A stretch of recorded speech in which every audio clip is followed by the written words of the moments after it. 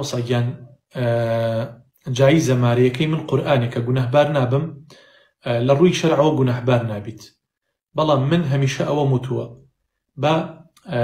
بڕێک باشە ئاڵتون ئیتر ئەگە مسقالێکە ئەگە نیو مسقالە ئەگە گوارەیەکە ئەگە ئەڵقەیەکە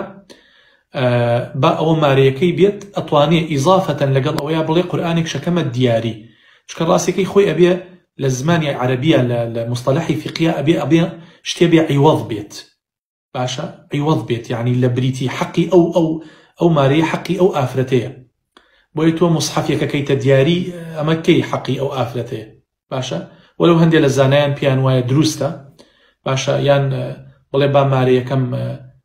جوز یعنی سوڕەتی ئەلبەقەرە بێت، تۆ بە پیاوەکەی بڵێ مەرجە لەسەر سوڕەتی ئەلبەقەرە لەبەرکەیت، ئەوە حەقێکی منە بەسەرتەوە ئەگەر ئەوەت کرد لێت خۆشە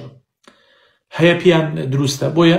بەڵام لەگەڵ ئەوەیشا کە دروستەوە باش وایە ئەڵقەیە گوارەیە شتێکی بۆ بکات مسقالێ دوان بێ هەرچیەک بێت